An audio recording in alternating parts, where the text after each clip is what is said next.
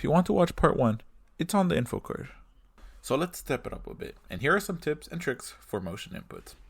Half circles with a numpad notation being 4, 1, 2, 3, 6, and 6, 3, 2, 1, 4 for player 2 side. There are no tips for this one. But if you have mastered quarter circles, you shouldn't have too many problems here, and you could quickly master it.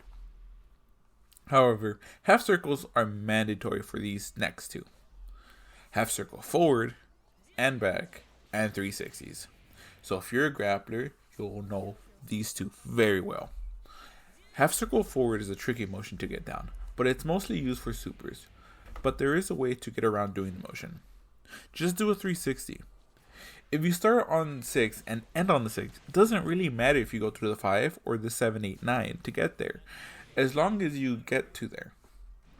So if you're a grappler, maybe doing 360 is easier for you than doing 6, 2, 3, 4, 6. But both are viable. So for 360s, there's a little advice I can give, but always start on either 4 or 6 and head downwards. That's because if you put 7, 8, or 9, your character will try to jump. So if you want to avoid that, if you're doing a 360. Speaking of ways to avoid doing jumpings while doing 360s, just like I said in my last video, doing a move can help you mask that you're doing an input. So let's say if you're using a light input, you can put in the 360 during the light input, and then press the button up for the 360, and the move will come out. Neat, huh? However, do note that most characters can't grab the opponent while the opponent is hit or is blocking, so be careful about that. Lastly, I want to talk about the input that is always talked about but not shown on command list, the Tiger Knee. This is an old move from Street Fighter 2 where Sagat had to do a quarter circle forward and then up at an angle to perform the move. This translates to every move that can be performed in the air to get really, really low to the ground, off the ground moves. A notable example would be Zero's lightning loops from Ultimate Marvel vs. Capcom 3.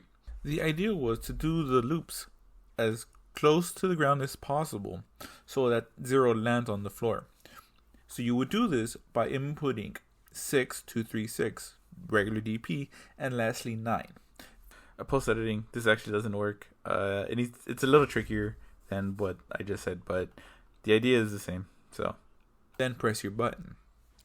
It's tricky, but we'll start simpler. We'll start with 2, 3, 6, 9. As soon as you get that down, you can go ahead and try 6, 2, 3, 6, 9. And there you have it. Tiger knees are done. Oh, also, if there's a grab you wanted to do midair, command grab, instead of heading down from 6 when you're doing the 360, you can head upwards. By the time you finish the input, you'll be on the air already, ready to catch your opponent with the command grab. Also, 360s don't really care where you start from. As long as you hit the point 6, 2, 4, 8, then it doesn't really matter. If you want to start 8, head to the right, 9, 6, 3, 2, 4, 1, 7, 8. That's also viable. Lastly, if you want to do Tiger Knees supers, make sure to input the jump at the very end so you are lowest to the ground. There are some hard inputs out there, yes, but these are the ones that are most common. If you want a video on the absolute hardest inputs, the demons, the why did you make these, let me know in the comments, but these should go through every game. If you master these, you should be fine with the fighting game career. But bye for now. Laters.